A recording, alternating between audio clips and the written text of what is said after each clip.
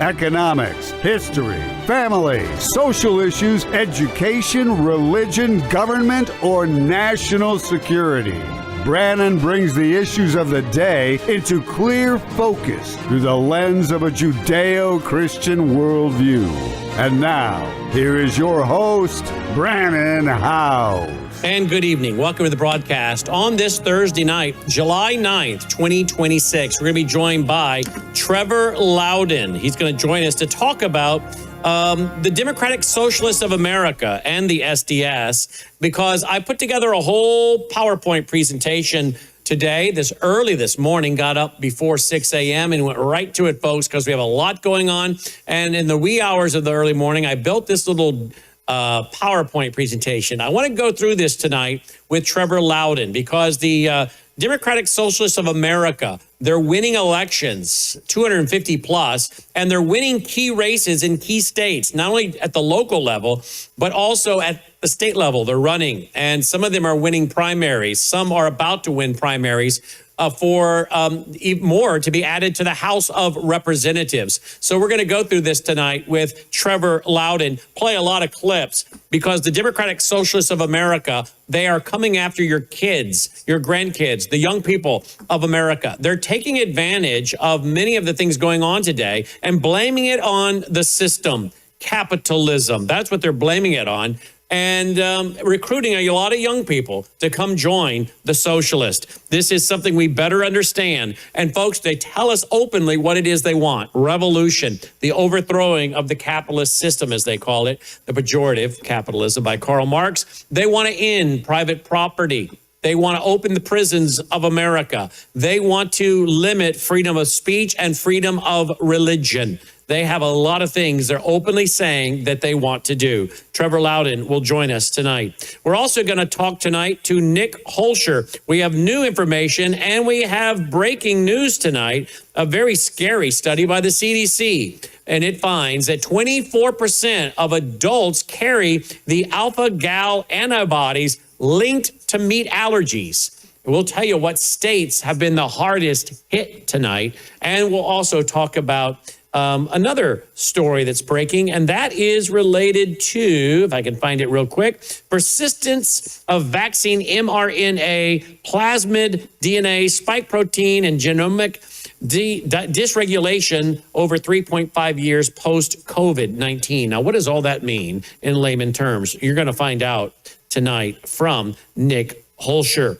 And then we're going to hear from Dr. Lucky for a few minutes on Bella Grace. A quick update on Bella Grace, one of our biggest sponsors, because it works for so many, and you keep the subscription because it does work. So we'll talk to him for a moment because he has a big announcement that he's going to be telling us about what's coming. Not making the announcement, but telling us about the announcement that's coming.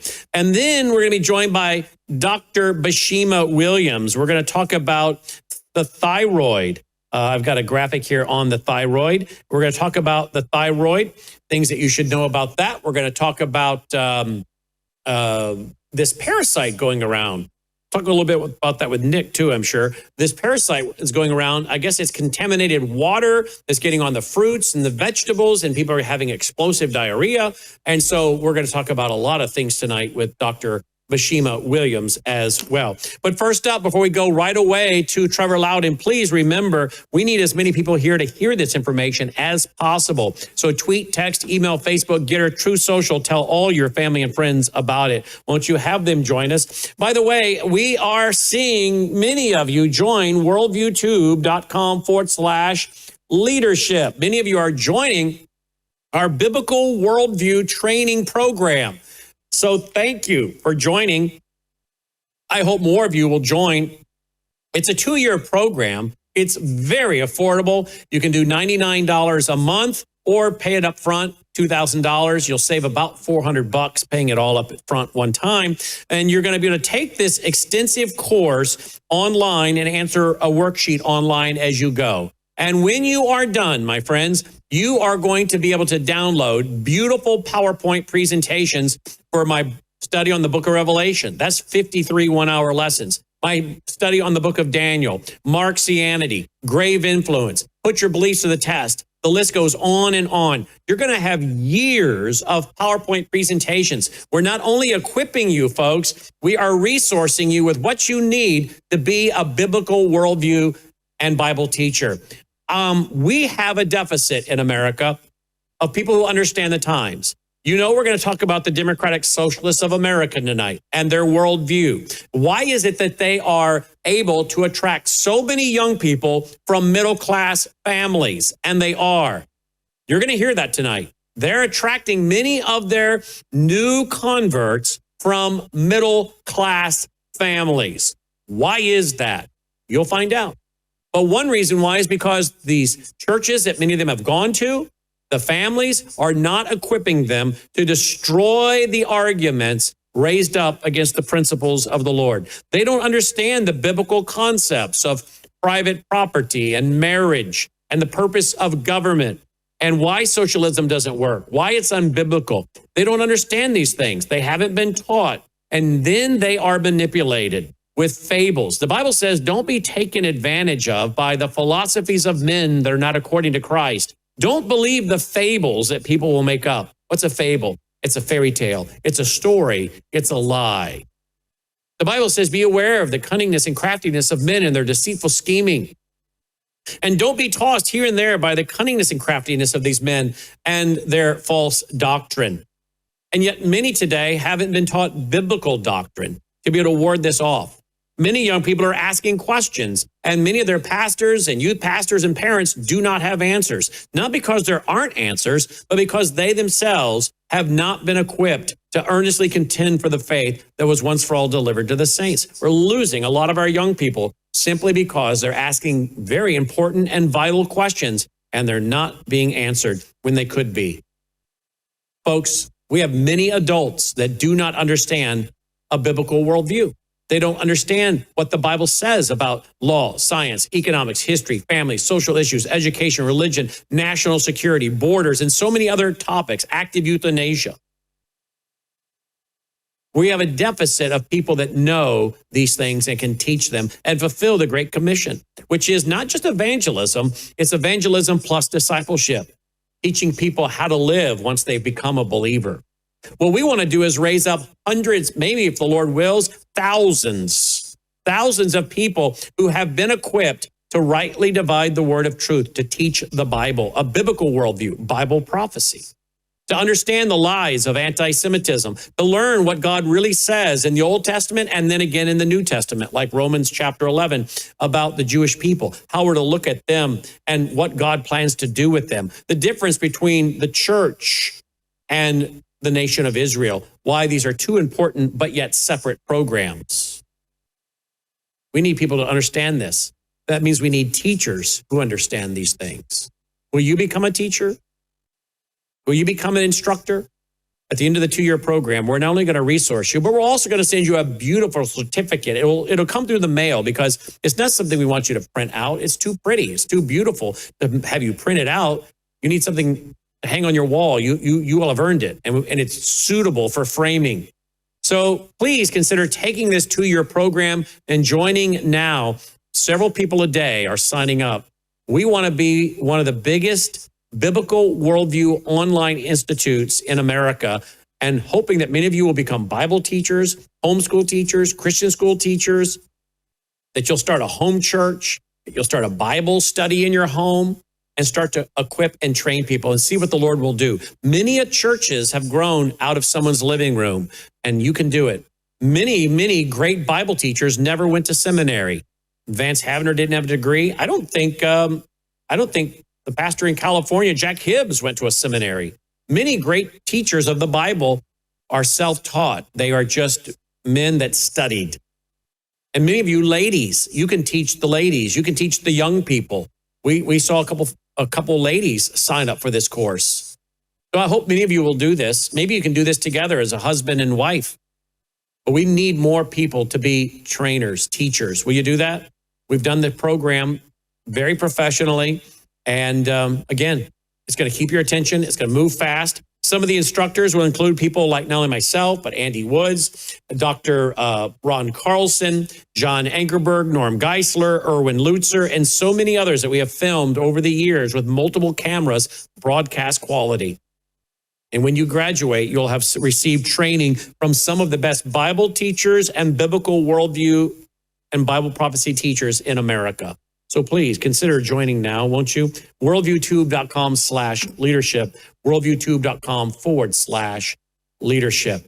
All right, before we go to Trevor Loudon, don't forget, we, again, are brought to you by you. Please consider going now, if you would, to worldviewtube.com/sponsors, worldviewtube.com/sponsors, where you'll find all these great products like the Gatatana that I take every day. Dolly gets half a scoop. I have it in water with my dinner every night.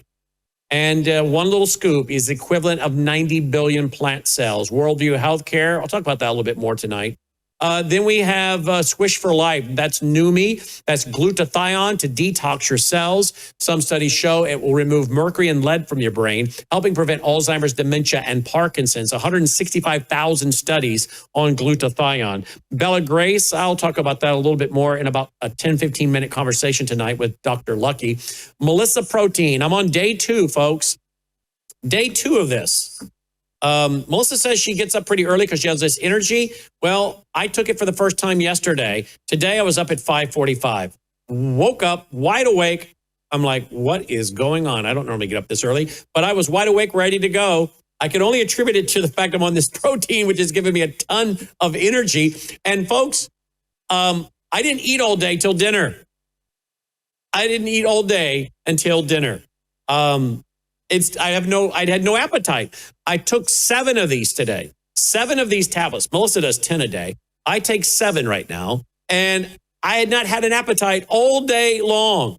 So I'm going to definitely be losing weight because I'm not taking in the calories. But this protein helps to boost your muscles, give you muscles, keep the muscles so you don't, get where you get older and you start losing that muscle mass and get kind of scrawny and then frail. And you need to have the muscles in the legs. And of course, Melissa has told you about the studies along with Dr. Lana. The folks that have strong muscles in their legs are the ones less prone to Alzheimer's and dementia and these things. And it has to do, we're told, with the blood flow to the brain. So again, you want to keep muscles and not lose those muscles as we get older. And of course, it helps to burn fat as well. So I'm on day 2. I'm excited to see what's going to happen after being on these things now for several weeks. We'll see what happens. I'm on day 2, so I'm on them now as well. MelissaProtein.com. Worldview Water to get your water filters. And good grief, the water is contaminated apparently on the vegetables and on the fruit, and people are getting the explosive diarrhea.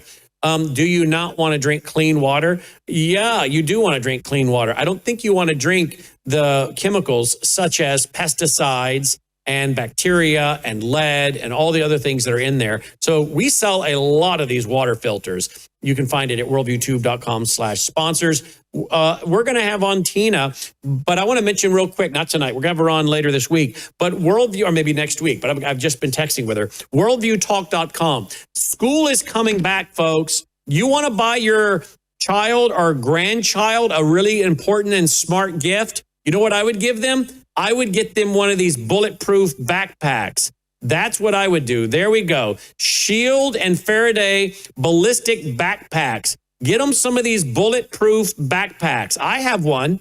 I have one of these bulletproof backpacks. You can check them all out, but particularly I want to focus tonight on the bulletproof backpacks. These make a great gift. You can get them as low as $199.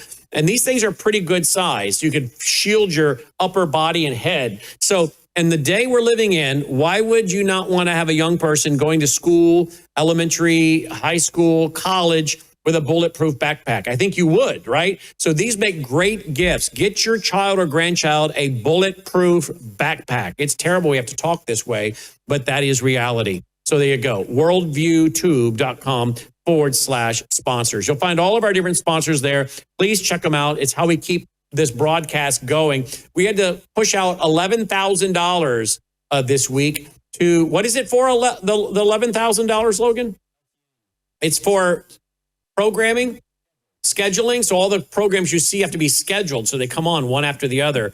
And that program alone is 11 grand a year. And that's just one of many programs that cost us that. We're spending around 10,000+ a month just in the bandwidth bill to push out free programming. We chew up so much bandwidth because so many people are watching, and every time someone watches, the meter's running. We have to pay that. So please go to worldviewtube.com/sponsors and do some business there, will you? And don't forget about worldviewfoundation.com. Thank you to all of you that are so generous with our foundation, worldviewfoundation.com. Again, I was made aware yesterday by Melissa of some new donors, and I saw a new donor from Montana, a new donor from Wyoming, who are very generous. Thank you, guys. I don't know how they found out about us, but Melissa did not recognize their names. I did not recognize their names. So we're adding some new listeners, some new viewers, and some new donors. So thank you, folks. We appreciate you more than you know. Worldviewfoundation.com, worldviewfoundation.com. Someone called again today wanting to know about leaving our foundation in their estate planning. All the details are right there. So please think about us in your estate planning there at worldviewfoundation.com. You'll find the information you need to talk to your attorney about it. And of course, you just text or email Melissa at that number. She'll get you our EIN number and our official mailing address and phone number so that you can leave the foundation in your estate planning. So thank you for doing that. Let's get started. Joining me now is Trevor Loudon. I talked about this on radio today, and I said I'm going to do a whole segment tonight with Trevor Loudon because I think talking about the Democratic Socialist of America is very important because a lot of your children, some of you out there, and grandchildren, or the children and grandchildren of your friends, or maybe a nephew or a niece, or people you've known grow up, have gotten in with this group. Many of them are getting in with them because they have become discouraged with what's happening with the cost of housing. Some are discouraged because they went to school, spent a lot of money, can't get a job or a very good paying job. And these problems in our society are being exploited by the Democratic Socialists of America to lure middle-class kids into their movement. And they know that for a revolution in America, historically, the communists know they must attract the middle-class kids. That's how they can carry out a real revolution. Now, the Democratic Socialists of America, they are winning elections. Most of them are local elections, but they are starting increasingly to win federal elections. I made a PowerPoint presentation today, my friends, and aren't these beautiful? Here we go. Before Trevor comes in, let me set the stage. The Democratic Socialists of America, their ideology, their strategy, and the electoral reach. The DSA is a real, well-organized political force with over 100,000 members and 250+ elected officials as of 2025, 2026. Most of those, of course, are at the local level, but they are starting to gain ground. 100,000+ members, as I said. Again, elected officials, mostly at the local level, city councils, county boards, school boards, some in state legislators. Of course, we have some members that are members of the Congress. Some have just won primaries in the last few weeks. We'll show some video. And you got many that are running these Democrat socialists as Democrats. In fact, there's even a little bit of a war inside the Democrat Party now because some of them are thinking these guys are going too fast. They're being too blunt. And I don't think that some of them actually care about where they're going. I just think they realize that they're moving too fast and too open, as they're openly declaring they want to overthrow the capitalist system in America. Joining me now to discuss all this is Trevor Loudon. Trevor, welcome back to the broadcast. Thanks for being with us tonight. Oh, well, it's a pleasure, Brandon. Good to see you, sir. Oh, thank you. I got it right in my opening. You anything you want to add to that opening? Yeah. The only thing I'd say now, they claim 120,000 members. July the 6th, they claim it's now 120,000. Well, I had actually read that they were up to 120,000, which makes them larger, I read today, than the Communist Party USA ever was. I thought, well, I wonder if the Communist Party was ever that large. I went and looked it up, and the research I did says that the Communist Party USA never got that big. No, it was around 100,000, but there is a difference. See, the Communist Party USA, to belong to that, you had to be a pretty committed radical. You had to go to meetings every week and you carry out tasks, and you were part of the army. But DSA is a lot looser, and only about probably 15 to 20% of DSA members are actually really active. A lot of them are just paper members. They pay their money. So their strength is very much inflated. And they deliberately inflate it to make them look bigger than they actually are. But that doesn't mean they're not a threat. No, they're a huge threat. Look, it was DSA that gave us open borders. It was DSA that gave us Obamacare. DSA gave us the Green New Deal. DSA is going to have over 10 members of Congress probably after the next election. DSA set up the Congressional Progressive Caucus with Bernie Sanders. DSA is involved with Cuba, involved with Latin American communists, involved with the Chinese. Now, DSA is a very dangerous organization, but the numbers of active members is exaggerated. The number of active members is really probably closer to 20,000. Okay, but they are recruiting young people due to the housing crisis, job crisis, inflation. Yes, so they are recruiting more and more young people. In fact, I got a clip here where one individual is talking about the fact that the average age of the DSA members is coming down.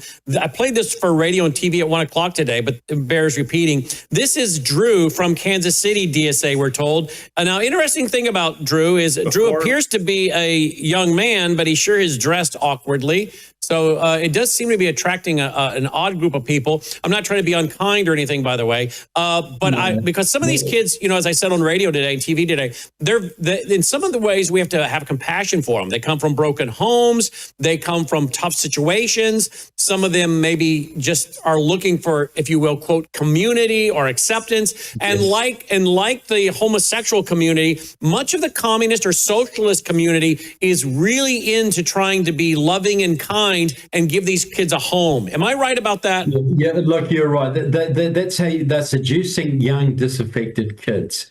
They have a high proportion of transgenders in their movements. A lot of kids are very concerned about their future. They don't like, the corporate socialism that we see, and I don't like it either.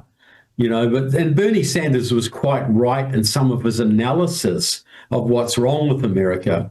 It's just that his solution is more of it. So when they say they want to take on the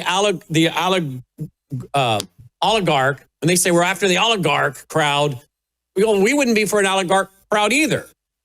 No, we wouldn't. But we want to decrease the power of the federal government to weaken the oligarchs. They want to increase the power of the government and become the oligarchs. They want to become their own oligarchs. So define that term for those who maybe don't know.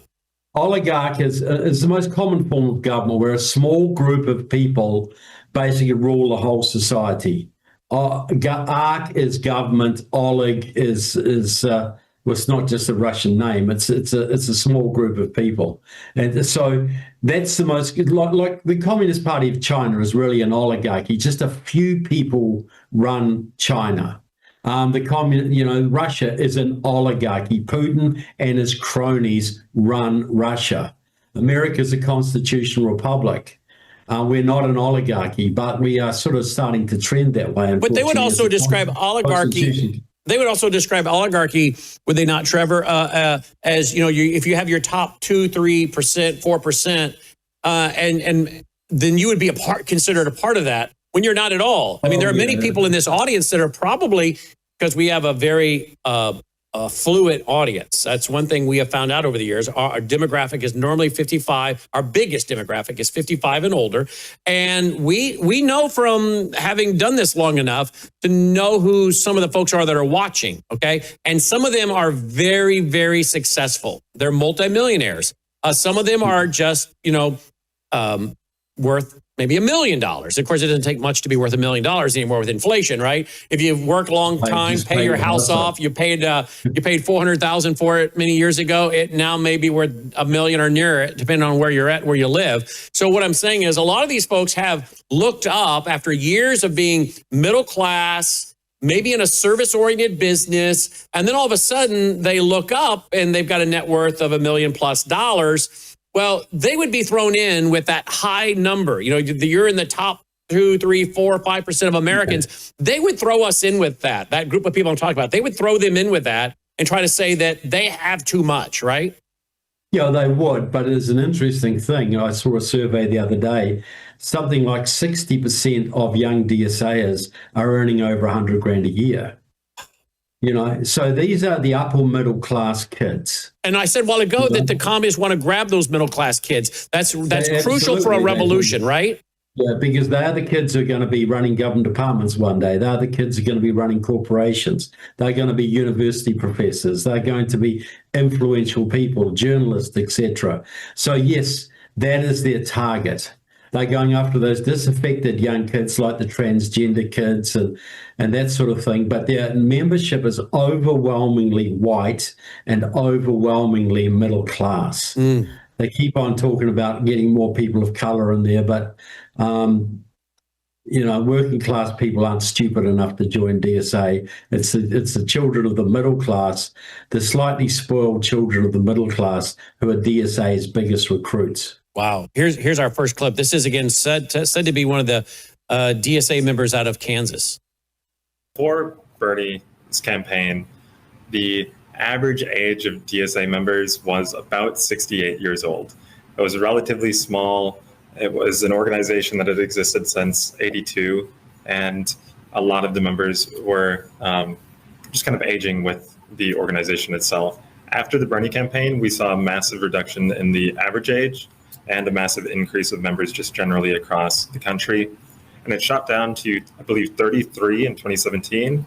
And just from looking around, I would guess that it is lower than that now, where the average age range is probably from mid to late 20s. And I know in our chapter, it's a multi-generational organization. We have members that are retired and dedicating their time to the fight for the working class because they lived their life of it and know what it takes. And we have members that are forming YDSA chapters in their high schools and universities.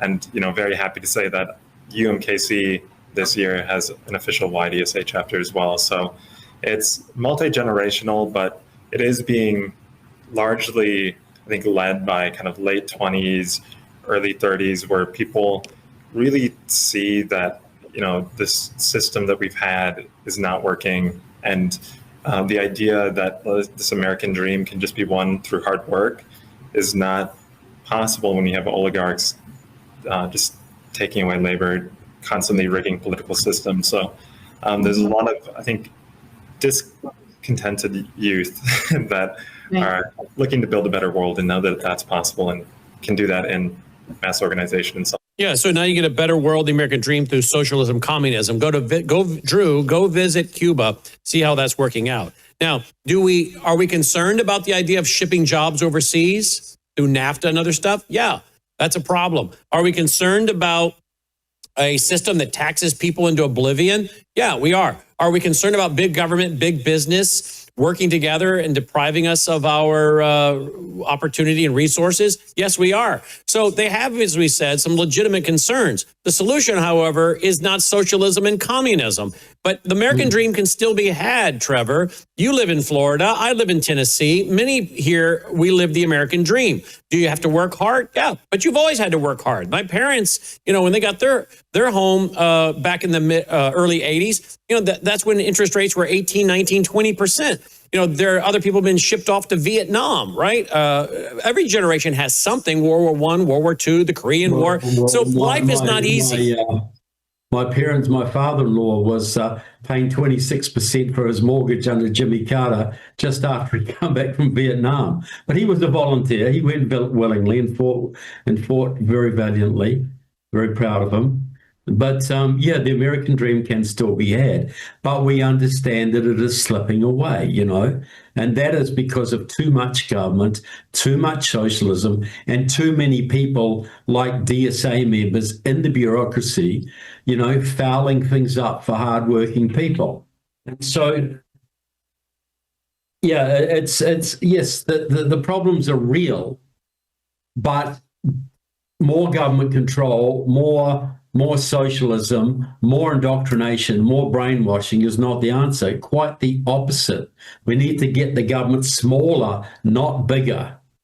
You know, smaller government stops, you know, get the government out of people's way, and you will see the American free enterprise system thriving. You'll see the jobs come back.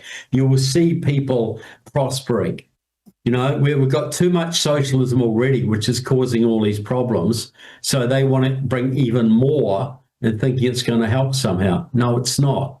But these people, many of them, are so embittered against America, they want to just tear it down. They don't even really have a goal of something better.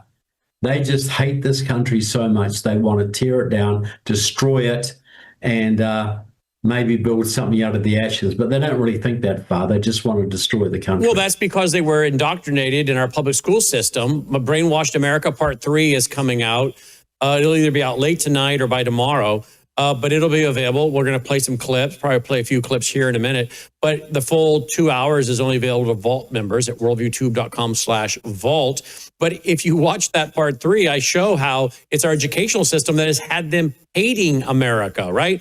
But they will tell you what it is they want to do. We don't have to guess. Listen to this. This is supposedly, I guess, a Rhode Island Democratic Socialist of America young person. We're not here to make the Democrats a little bit better. We're not here to like get the little crumbs. We're here to actually enact socialism. And socialism is not just better capitalism. It's overthrowing the entire capitalist state. We're not overthrowing the entire capitalist state. As the guy has what looks like silver chains around his neck, right? So again, what's he doing that? Why is he acquiring wealth there? That if that's real silver, right? We know what silver's going for today. These people are all about wealth. You know, most of them are well off. You know, but nobody is more greedy for money than the socialist. It's all about money for them. You know, like the so-called capitalists, the mom and pop American business person, you never find more generous people. They're always investing in causes. They're supporting, you know, foster kids. They're supporting charities. They're supporting local sports teams. Nobody is more altruistic than the average American business person. Nobody's more self-centered and money-grubbing and materialist than a socialist. It's the exact opposite of the narrative that they spin. So, you know, that's just going to turn this into a very ugly country if they get more of their way. A very ill-mannered, very despotic, very poor, very miserable country if they get any more influence. Well, they are growing. Let's go back to our PowerPoint presentation I put together early this morning. DSA electoral wins across the U.S. Look at that. Minnesota, Illinois, New York, Virginia, Texas, New Mexico, Colorado, Arizona, California, Washington, and Oregon. And we've already seen a gal win in Colorado the other night. Yeah, she'll be a new Congressman member. We've got a woman in Wisconsin right now running for the governorship of Wisconsin and is beating the moderate Democrat. Well, when I say moderate Democrat, the socialist Democrat, the communist is beating the socialist Democrat. So Francisca Hong may become the governor of Wisconsin. And she's DSA? Yeah, absolutely, 100%. Logan, bring that up. I saw that yesterday. Bring up a video of her if you can or not. She's, again, the DSA. Francisca Hong. Bring one up. Yeah, bring one up. We'll play it real quick. Let me play this gal that just won her primary for the U.S. House of Representatives in a district there in Denver, Colorado. Listen to this. She's an attorney. Here we go. About the same age that my dad was when he came to this country. Betting on the promise, he chose Denver to be our home because he knew that this city would welcome us. And that same city just voted to send a 29-year-old recovering lawyer, barista, immigrant, Democratic Socialist to Congress. Is she likely to win, Trevor, in Colorado? Yeah, she guaranteed, because, you know, Diana, that's central Denver. You know, that's the Diana. So if you win the primary, you're going to win the general. Yeah, you've already won. You know, I don't even know if she's got a Republican opponent. You know, Chris Rabb, who just won a seat in Philadelphia, doesn't even have a Republican opponent. But she, you know, Diana DeGette held that left-wing Democrat in her own right, held that seat for 15 elections. So yeah, barring miracles, she will be the next congresswoman from that area. And now this is the Democrat gubernatorial candidate for Wisconsin. She's already won the primary? No, she is level pegging. There's two main contenders in the primary, and she's leading at the moment. Okay, so she's leading. Let's see what happens. Here's a clip from her, though. I think that when folks hear socialism, they may be taken aback, but I bring it back to potholes and the Packers and public education and, issues that have broad bipartisan support and broad bipartisan opposition, like data centers, and then support for our public schools and universal childcare, lowering working class people's taxes by taxing the wealthiest few and mega corporations. These are issues and conversations that I'm having with folks in every corner of our state. Yeah, and of course, as you tax those corporations and individuals that are business owners, there will be no jobs. So I'm sorry, Hong is Wong. Yeah. Well, that's why I'm calling my book Liars, Communists, and Traitors. They lie and lie and lie incessantly. They will be taxing everything that walks when they get in power. They will be destroying jobs. The whole green jobs thing that was being pushed a while ago, the only one purpose of that was to destroy the US energy industry. Why do they want to do that? Because that wrecks the economy and wrecks America's defenses. They are enemies of America. They want America's enemies to defeat this country. Let's talk about who's funding them. But first, let's go to the history of the Democratic Socialist of America. Here's another slide I made today. Origins and organizational structure. Founded in 1982 through the merger of DSOC, founded by Michael Harrington, and the New American Movement, membership grew from 6,500 in 2014 to now over 100,000 by mid-2026. Chapters in all 50 states. DSNA is not a political party, they say, but it is a 501c4 nonprofit membership organization that does endorse candidates, usually running, of course, as Democrats. The strategy gives DSA candidates access to Democratic infrastructure, voter list, and ballot access. So what they've done is basically infiltrate the Democratic Party. Now, I know some of the folks are upset about it, and so they say the Democrats are upset about it. Are they really upset about it? Is there really a civil war going on inside the Democratic Party? Or is it that they are afraid that these guys are moving too fast and being too loud and too blunt? Yeah, look, the DSA has been inside the Democratic Party since it was founded. Teddy Kennedy was heavily involved with DSA. John Conyers of Michigan, Major Owens. There have been several DSA members. David Dinkins, the mayor of New York, all DSA members. This is not new. What is new is that in those days they had 8,000 members. Now they've got 120,000. They can, and what they do is federalize elections. Like if Mandami's running in New York, he'll have phone bankers from Washington, from Kansas, from Louisiana. He'll have, the Democrats will have 200 volunteers. He'll have 4,000. And he's DSA, right? He's DSA? DSA. But I want to bring up a point. Democratic Socialist Organizing Committee. That was run by Michael Harrington. Michael Harrington is the socialist who wrote Lyndon Baines Johnson's blueprint for the Great Society, the massive expansion of welfare in the early 60s that destroyed black and poor white families across the nation, that has done massive damage to our social fabric. That was the founder of DSA. Now, the other organization, New American Movement, that moved in with it, sounds very patriotic. New American Movement. It came from SDS, the Students for a Democratic Society, and the Communist Party USA. Those two organizations founded it. So it's been communist right from the start, and it's been infiltrating the Democratic Party since the early 80s, has had many members of Congress, senators in their pockets. Presidential candidate Teddy Kennedy was in their pocket, but now it's getting so out there and so open that people are all freaking out. But this is not new. As I said before, they gave us Obamacare. That was done by Democratic Socialist of America, Quentin Young, who was Obama's personal physician. They gave us immigration amnesty. That was done by Eliseo Medina, another DSA member, executive vice president of SEIU, who was Obama's unofficial immigration advisor. So look, they've had massive influence when they had 8,000 members. Now they got 120,000 members, so people are starting to take notice. Mention the other group you mentioned, SDS? Students for a Democratic Society, yeah. Which gave us the Weatherman terrorist group, was allied to Cuba, led the movement against the Vietnam War so the communists could win in Vietnam.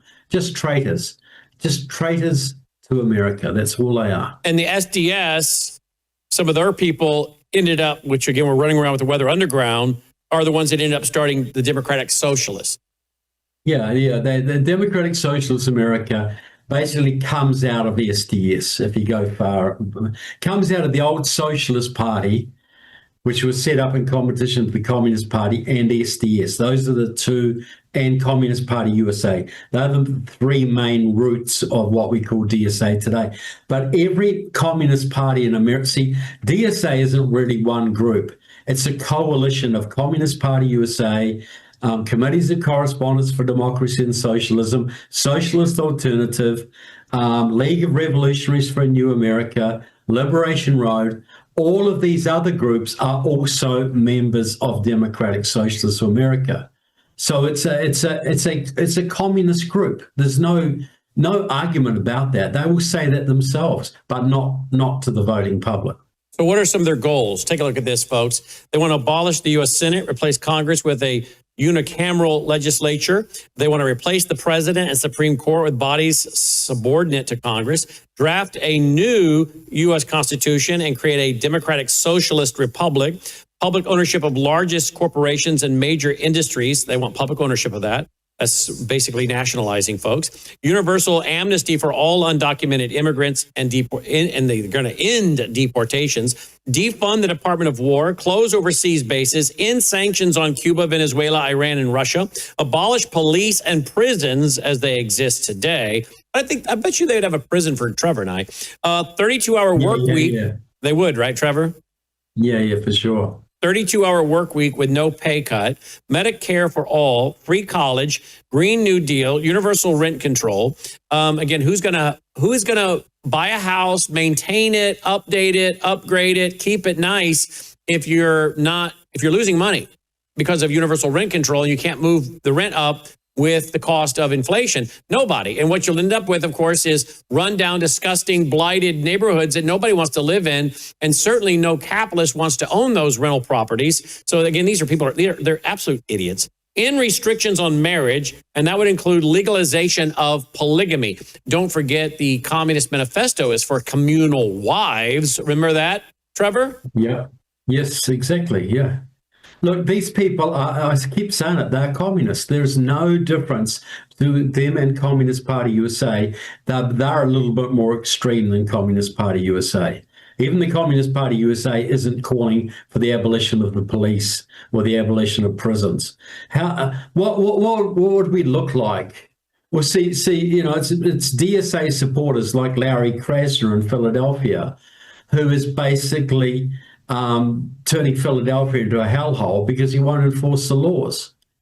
It's DSA that's driving these cities around the country to not enforce the laws on shoplifting and things like this. It was DSA member David Dinkins who wrecked New York in the early 90s. Times Square was full of prostitutes and drugs. The tourists were staying away, the economy was collapsing, and Giuliani came in and started enforcing the laws, the broken windows policy, or every little thing got nailed, and that turned New York around. But it was David Dinkins who wrecked New York, and it was DSA members who basically wrecked Detroit, as well. And then a few years ago, they brought in an economic advisor, Carol O'Clericane, to revitalize the economy of Detroit. Guess what? She's also a DSA member, and Detroit hasn't quite been revitalized yet. And one way they destroyed New York City and then Rudy Giuliani to try to repair it was through what you know, and the audience, most of them know about now, is the Cloward Piven strategy, right? Yes, well, Cloward and Piven were DSA members. Yep. So Frances Fox Piven, her husband, he's died. She's still living. I think she's almost 90 years old. Look up how old she is. Last I checked, she was 88, but she's got to be 90 now. Yeah, she would be, yeah. Logan, can you look that up? Frances Fox Piven. So the Cloward Piven strategy, She's 93. Woo! She's the one that said Barack Obama needed after he gets elected, he's going to need a massive army behind him, community organizers, to get things done, to bring all the political pressure to bear. And of course, that would include strikes. Your garbage doesn't get picked up, the buses don't run, et cetera, to basically force the people to say, give them something so we can go back to normal. So you use the strikes and the unions and healthcare and all that to just make so much chaos that people scream to their politicians, do something, find some kind of way to solve this problem so that we can get back to having our garbage picked up and the buses running. Right, Trevor?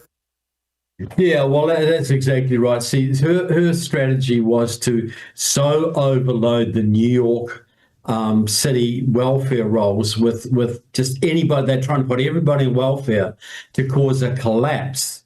And then the only way to solve the problem then would be complete government socialism. They explicitly said this. They tried to collapse the New York economy, which would have had a major effect nationwide. And Giuliani called them out for that. But that was their strategy, to collapse the economy. Mm-hmm. And that is the strategy of DSA today. They want to collapse the U.S. economy, which will then bring in communism. In other words, you have to start nationalizing things and having the government take over these institutions. Because no private business can make a go of it. So, so housing would be government, because the rent controls would discourage any entrepreneur from owning rental properties, because now he's going to guaranteed to lose his shirt, because with inflation and cost of everything else and maintenancing of the property and everything, he's not going to be able to pay his taxes, keep upkeep and all that, and make a profit and have the insurance. And so he's going to quit. He's going to get out, and all that's going to be left is going to be the government to step in. And that's their goal: create a housing crisis and then nationalize it. Oh, look, exactly. Virtually every DSA chapter has a tenants advocacy group, which goes and stirs up amongst tenants, rent strikes, all this kind of thing, to put pressure on the private landlords. Every DSA member has the Connecticut Tenants Union, the Omaha Tenants Union, the Berkeley Tenants Union, the Abilene Tenants Union, whatever. Every DSA member has a tenants union, and their goal is to just drive private landlords out of the market. Look at this: electoral strategy and growth. Focus on local races, city council, school boards, county boards, build power in urban strongholds and progressive enclaves. Use Democratic primaries as the chief battlefield. Momentum since 2016, the squad, if you will. That's an era of growth, 2025 to 2026. So there you go. In fact, they're now going around and having some rallies coming up here this month, July of 2026. And Bernie Sanders and none other than AOC, Alexandria Ocasio-Cortez. Look at this, Trevor. They're going to be July 18th. What's that? Well, he's running for the U.S. Senate in Michigan, and he's got a good chance of winning. You're talking about the gentleman in the middle there. The gentleman in the middle.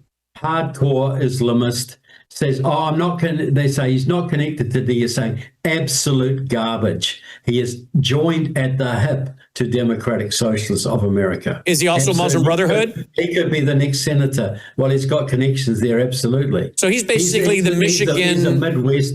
He's a Midwestern Mandami. That's exactly what I was going to say. That's exactly right. Yeah, he is. And he's completely involved with DSA, and no, they will deny it. Just like, Graham Plattner, the guy in Maine who just had to stand down. Oh, no, I'm nothing to do with DSA. His campaign strategist was a leading DSA member, Daniel Morath.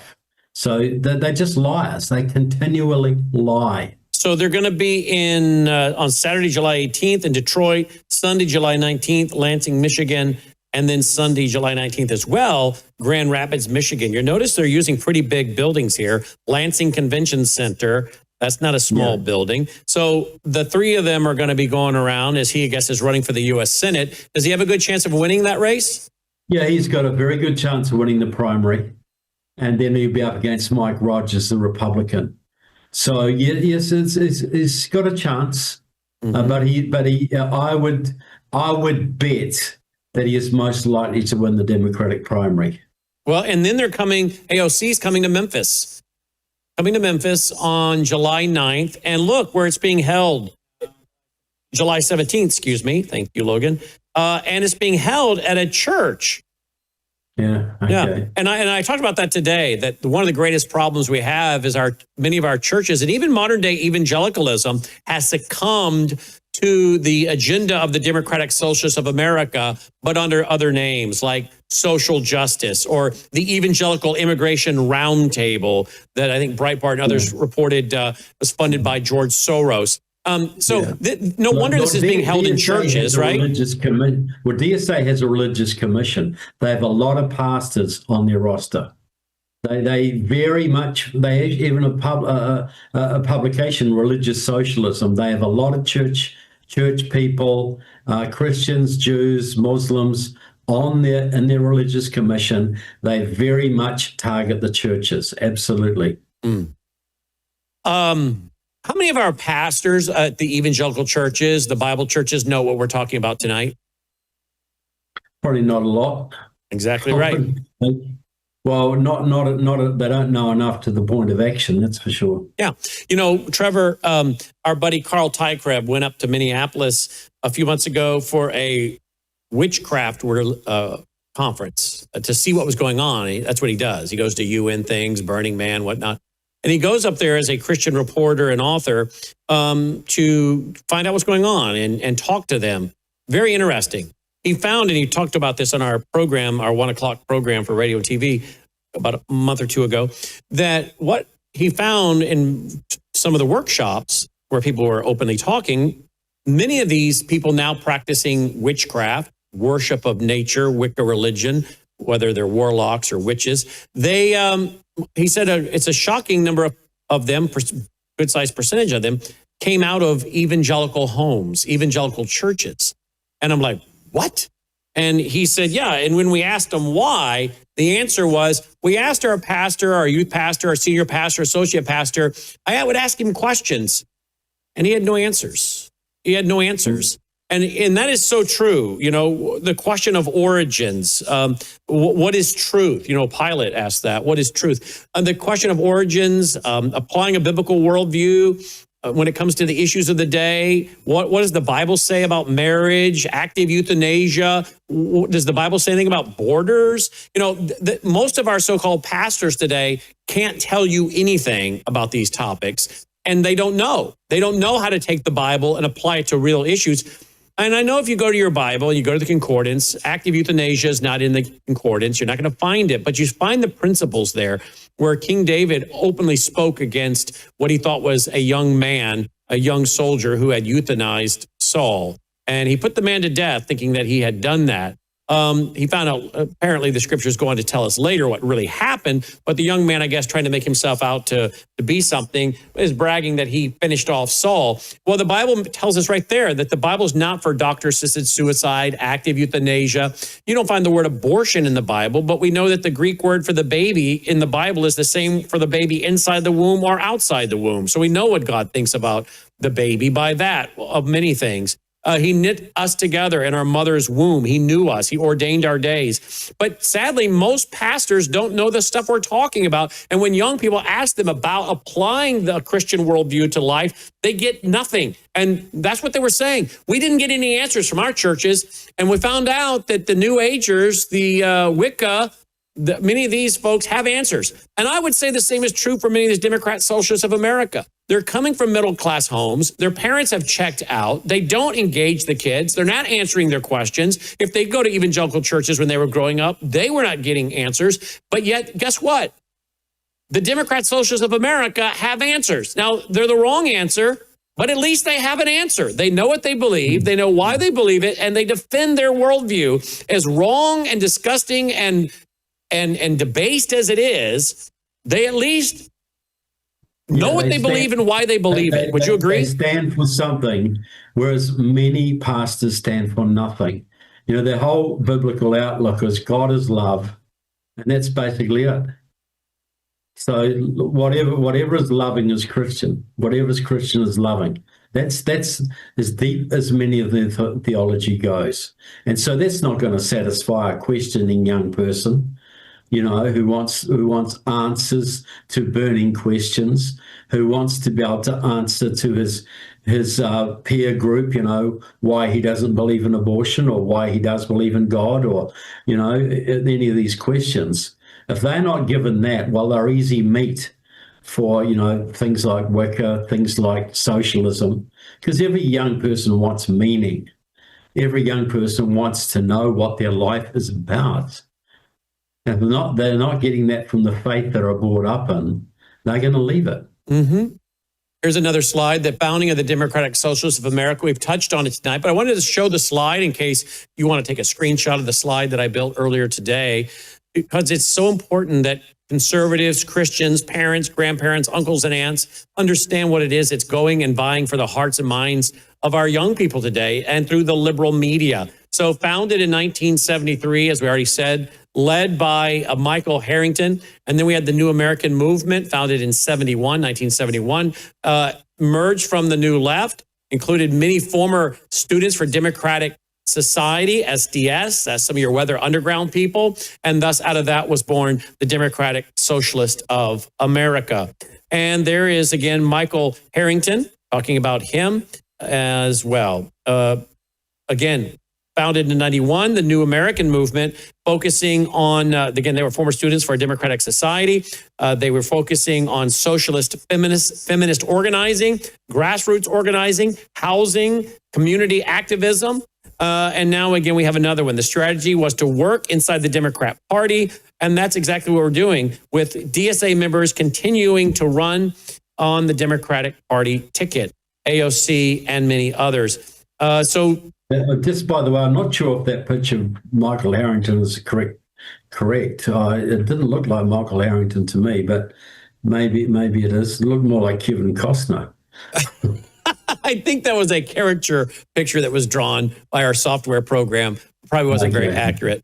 Right. Let's go to this. The history of DSA, a timeline. 1901, Socialist Party of America is founded. 1973, the Democrat Socialist Organizing Committee is founded by Michael Harrington. 71, New American Movement is formed by former SDS and New Left activists. 82, Democratic Socialists of America is founded through the merger of the Democratic Socialist Organizing Committee and the New American Movement. 1980s to 2010s, DSA remains a smaller organization with limited electoral presence, but 2016, the present, massive growth following Bernie Sanders' presidential campaign and a renewed focus on elections and, chapters in all 50 states. So, Trevor, tell me where you think this is going. This is not a flash in the pan. This is going and growing. 10 years from now, 15, 20 years from now, are we likely to see a DSA president in the White House? Well, we could see one with AOC. It's not inconceivable. It's not inconceivable at all. Look, DSA could implode. Look, with the right amount of government pressure, you could easily bring them down. Hold hearings, point out their ties to China and Cuba, start investigating. Look, they have a guy, one of their top members is Kurt Stand. He spent 17 years in jail for selling military secrets to the East Germans and the Soviets. He gets out of jail and he's straight back into DSA, top leadership position. So that's how bad they are. But look, yes, we could. It will continue to grow unless it's actively countered, unless the government does something about these people, like they did with the Communist Party back in the 50s. The government destroyed the Communist Party in the 50s. The age of McCarthy, the House Un-American Activities Committee.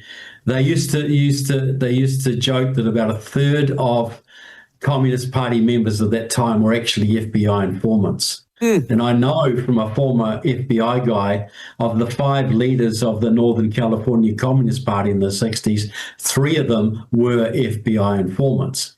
So if the FBI actually did that level of surveillance and actually started working against these guys, they could bring them down. But a friend of mine talked to an FBI guy about 4 years ago and said, you guys should be investigating Democratic Socialists of America. And he said, oh, no, we can't do that. They're democratic. Well, you know why else they can't do it? Because people like Frank Church helped change the law. Now, you've never seen Frank this. Church, yeah. You've never seen this. I'm going to play this for the... Okay. I'm going to play this for the first time. A lot about Frank Church here, What? but okay. Absolutely want to talk about Frank Church. I'm going to play this for the first time for you guys. Trevor's going to see it for the first time. You guys are going to see it for the first time. This is a small segment of Brainwashed America Part 3 that I'll be releasing either late tonight or tomorrow. Again, you're going to have to be a Vault member to watch the entire 2 hours. Part 1, Part 2 are already in the Vault. Part 3 will be there either late tonight or tomorrow. I'm going to show you a small section and why you guys should join the Vault to help us produce and afford to produce more documentaries like this. Worldviewtube.com/vault. If you'd like to join, you can join for as little as $7.99 a month. Worldviewtube.com/vault. We have a lower third for that. But I want to show this to you, Trevor. You've never seen this. I want you to see it. I want to get your reaction. Folks, please watch and listen. Playing this for the first time. This is part of Part 3 of Brainwashed America, my brand new documentary. The terms such as race baiting, McCarthyism, and blacklisting, well, they were all hyped by the media to portray those exposing the threats of communism as extremists and as conspiracy theorists. So successful were these attacks that the FBI was eventually suppressed in their lawful and constitutional obligations to root out and eliminate the cancer of illegal communist activities within America. John Stormer, in his book, None Dare Call It Treason, wrote the following, quote, the congressional committees which once investigated communist activity were abolished in the mid-1970s.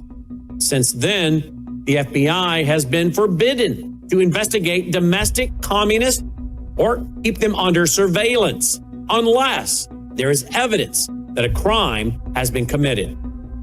As a result, ongoing FBI investigations of communist activity in America dropped from 24,414 in 1973 to 51 in 1983, end quote. U.S. Senator Frank Church of Idaho.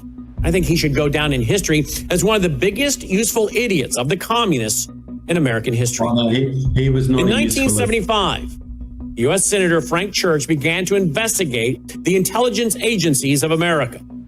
This led to a parallel investigation in the U.S. House of Representatives.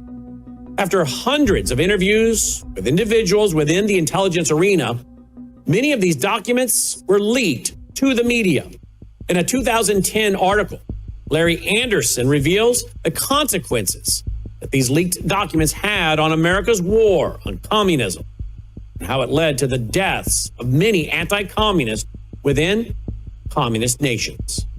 Quote, between the two investigations and subsequent reports of the committees, the top secret intelligence procedures, operations, and even the names of some active intelligence operatives working for the United States were made public and distributed to all of our enemies, including the Soviet Union, Communist China, North Korea, and communist regimes in Asia, Africa, and South America. The reports, taken together, literally destroyed America's worldwide intelligence gathering network. The Pike Committee report was so obviously and outrageously a threat to the intelligence community that even the Democrat-controlled House of Representatives voted against its publication. The report was nevertheless leaked to the media. Within days of the release of the reports and documents, thousands of people sympathetic to the cause of freedom in communist countries around the world were arrested. Hundreds of people simply disappeared, most of them were executed. In the late 1970s, I worked for the Justice Department while I was in law school. I was able to meet some of the people mentioned in the documents and some individuals who knew the people rounded up by the communists as a result of the Church and Pike reports, end quote. As a result of the Church report, the so-called Levi Guidelines were released. The guidelines were named after President Gerald Ford's Attorney General, Edward Levi. Guidelines, they tied the hands of the FBI, stopped them from conducting surveillance on known communist individuals or groups, unless a crime had been or was about to be committed.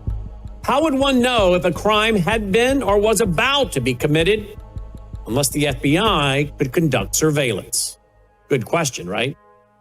Well, columnist Stan Evans quoted then FBI Director William Webster as saying, quote, "We're practically out of the domestic security field," end quote. Remember, this was all occurring in the years surrounding the communist group known as the Weather Underground, carrying out bombings all over the U.S. between 1969 and 1977. All right, Trevor, there you go. That's just a small segment of Brainwashed America Part 3. And there you see that Frank Church, the U.S. Senator from Idaho, he helped to defang the FBI. And now this really answers the question, why are these people able to get away with this? My father-in-law will be 90 next year, and he follows what's going on. And he asked my wife a couple weeks ago on the phone, he said, will you ask Brannon why it is these folks can get away with this? Why is the government not doing something about these communist groups that are openly calling for the revolution and the overthrowing of our government? And she got off the phone. She said, hey, my dad wants to ask you a question. And I said, he is asking the right question. And I actually have the answer. And it's in my new Brainwashed America Part 3. It was Frank Church who helped to neuter the FBI, which is ironic when you think about J. Edgar Hoover being such a staunch anti-communist as the FBI director and founder. Yeah. Well, look, it was Frank Church was put in office by the Council for a Livable World, which was set up by two Soviet agents to basically gut the U.S. military and national security. They've elected over 200 senators now, including Barack Obama and Joe Biden. He was the council's one of their earliest successors. Frank Church was a hardcore leftist, probably involved with the Communist Party at Stanford University, very much a revolutionary, and he blinded the American security apparatus to communism over 50 years ago, which is why we have what we have. And so, and I write in my book, House on Americans, Security Risk Senators. We have now got roughly 40 senators who be classified as communist or communist adjacent, and roughly 100 Congress members in the same camp. It's not just the DSA members. Nancy Pelosi has a communist background. Many of Rosa DeLauro, number 3 in the House, has a deep connection to the Cubans and the Communist Party. All five Congress members in Connecticut, for instance, Johanna Hayes, Joe Courtney, Rosa DeLauro, Jim Himes, all of them are involved with the Communist Party, as are both Senators Murphy and Blumenthal, as is the governor of the state. So we got to understand the communist infiltration is right inside the federal government. It's in the Justice Department. It's in the Senate. It's in the House. So they protect these people on the ground from investigations from the FBI. The FBI has not gone after communists in any meaningful way since the 1970s. The only ones they went after recently was a black revolutionary group who was dealing with Russia, going to Russia. And I think that was because I exposed them in some of my work. I think that got the FBI interested. And that was okay. That was when Joe Biden was trying to tie Trump to Russia, you see. So, but yeah, we're flying completely blind. The FBI is now just starting to look at these people, but they haven't been looking at them for 50 years. They got no informants inside Antifa. They got no informants inside the DSA. DSA members are serving in research laboratories and Defense Department establishments, some of them are even in the military, and nobody does anything. Well, we got a problem. And again, it starts with education, and that's what we're trying to do tonight. We got to educate a lot of Americans to understand what we just exposed, because a lot of people don't know what the Democratic Socialists of America are really all about. I'll close with this. I did mention this during today's program at 1 o'clock. A lot of these people are very good at what they do. They're good communicators. They do well on camera. And it has come out now a few years ago that a lot of these people, and Elon Musk, I guess, retweeted this, a lot of these people are handpicked. They're actors. They're handpicked, and they're actors, like a casting call. I want you to respond to this. Watch this.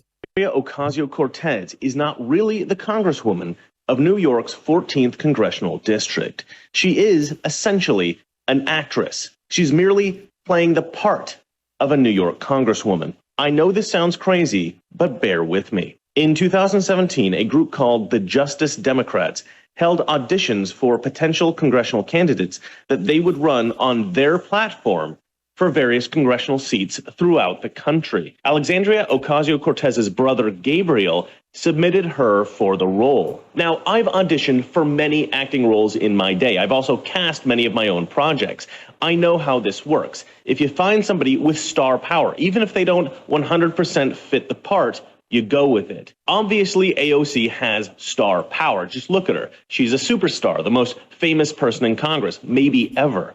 Their casting was perfect. Now, I didn't have to go digging for evidence for this because they freely admit it. They brag about it. Back in 2016, we put out a call for nominations. We got over 10,000 nominations. Out of those 10,000 nominations, we found Alexandria. My brother told me that he had sent my nomination in the summer, but I was like literally working out of a restaurant then. I was like, there's no way. A casting call. They had a casting call. They cast Alexandria Ocasio-Cortez in the role of Congresswoman. All right, we lost Trevor during that clip, but he joins us by audio. Trevor, before we wrap tonight, you're aware of this video I just played where they basically do a casting call. So this is so they're handpicking people that can speak well and do well on camera. These DSA folks. Yeah, look, absolutely. See, we've just seen the recent, as I mentioned before, the recent scandal with Graham Plattner.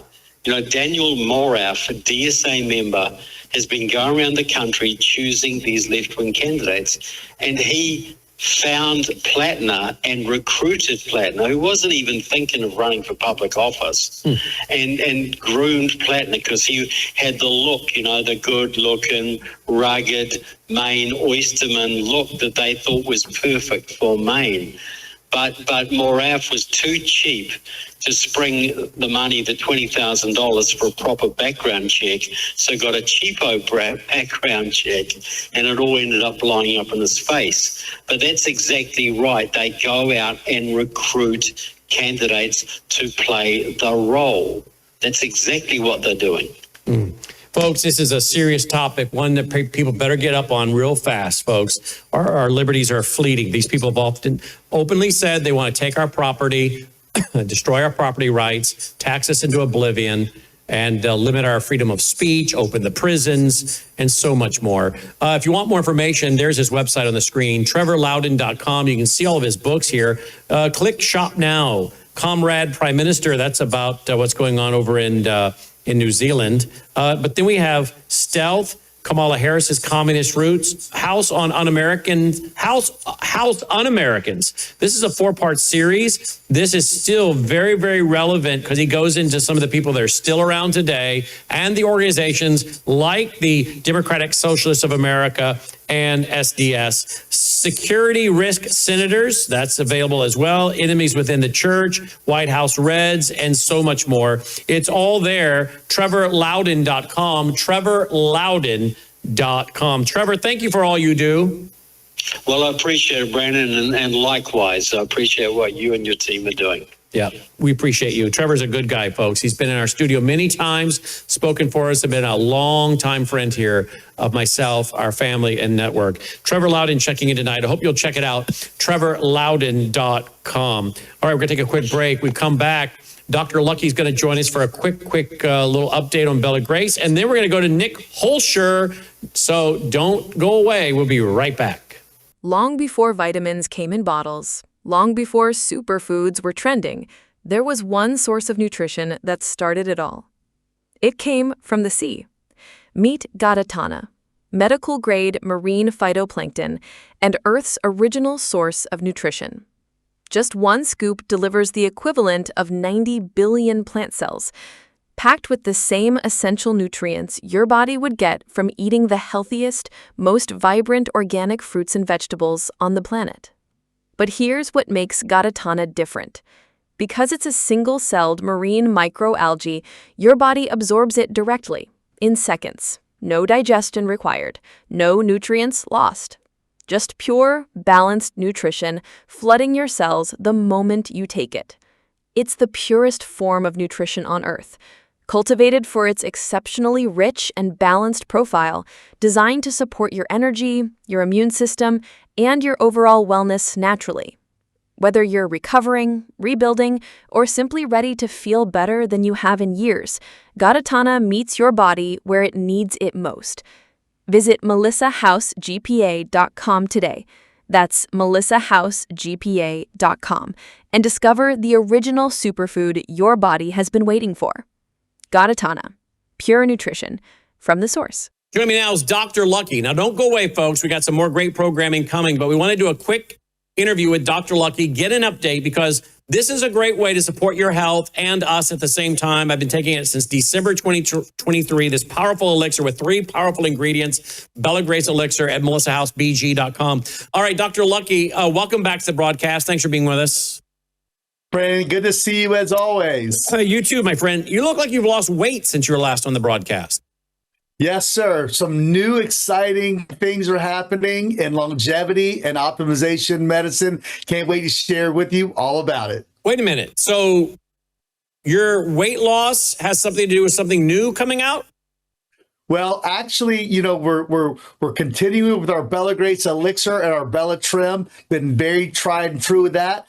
But as you know, we've got some new things coming. I'll be making some announcements with you in about a month or so. All right, in about a month or so. All right, well, let's go to this real quick. I'm taking it every day. Sometimes I do 2 a day. This, the retention on this is still very, very high. Because if it wasn't working for people, they would stop it. They wouldn't get a subscription, keep paying if it wasn't working. Melissa gets so many comments from so many people saying, I hope this business is here, Bella Grace, for a long time, because my problem has been resolved since getting on it. Not everybody has the same problems. And I know we have said for a long time, that's the beautiful thing about this elixir. It goes to where you need it.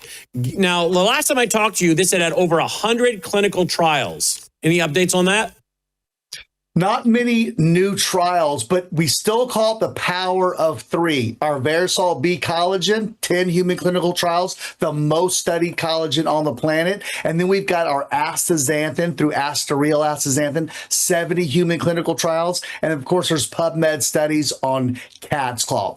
All 3 of these are known to be anti-inflammatories. And as you know, Brandon, we've talked about it many times.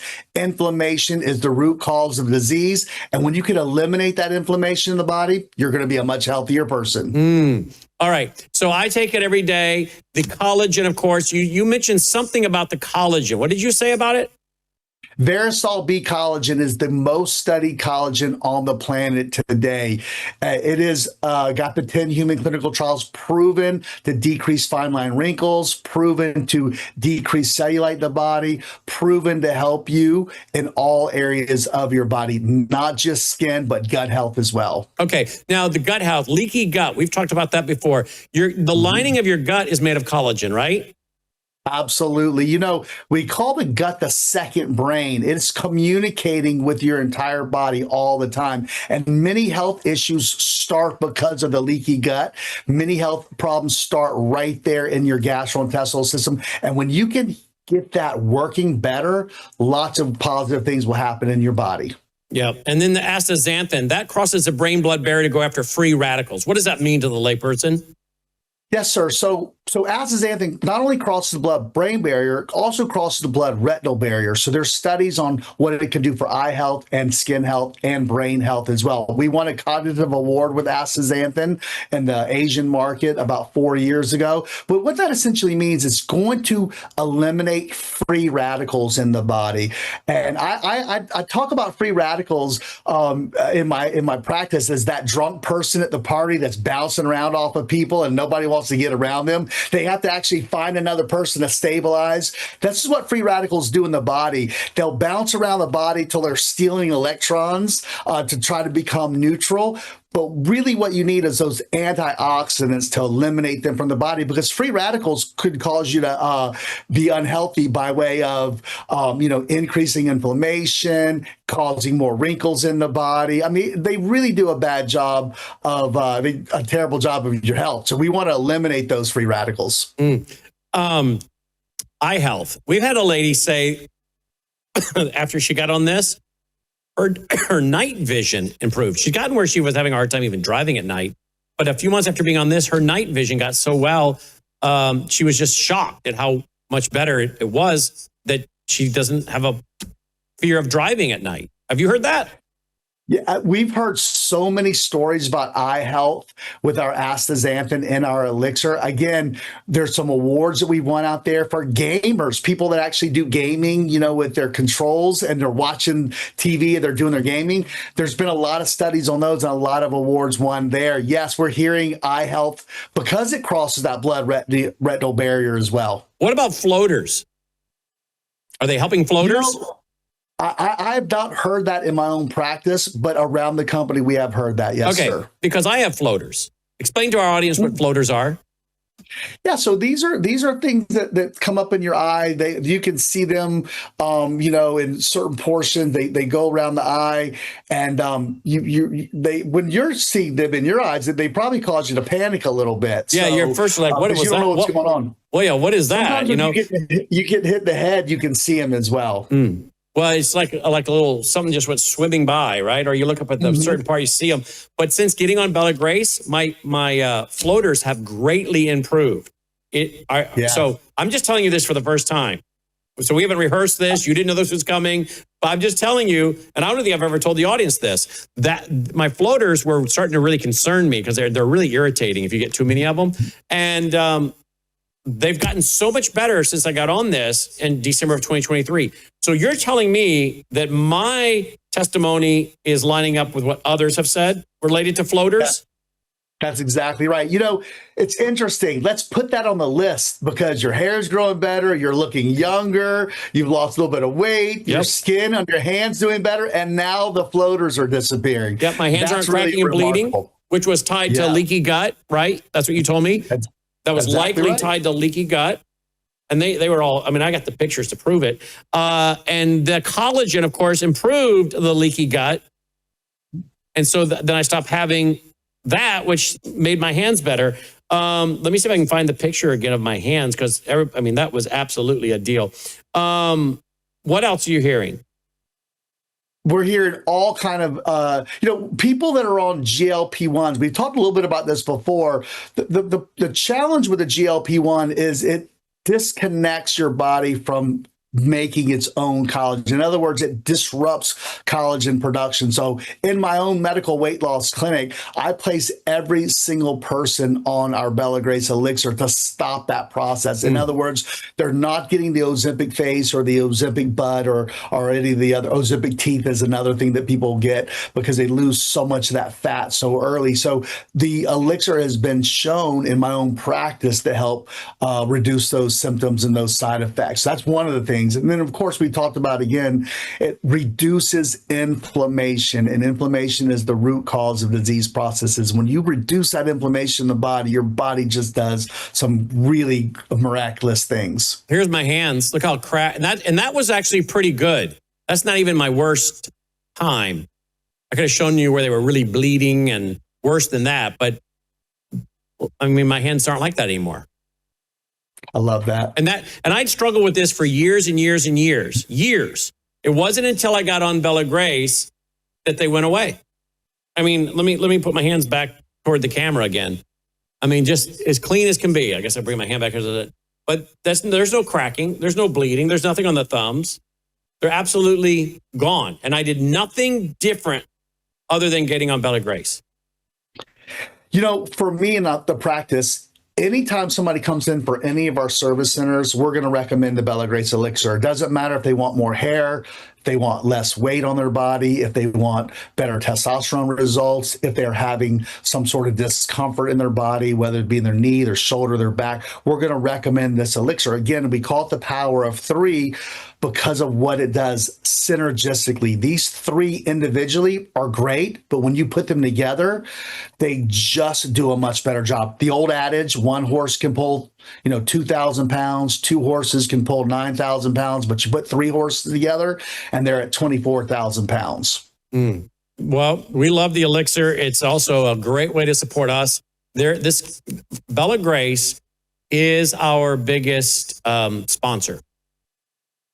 Next to our foundation, it's our biggest sponsor.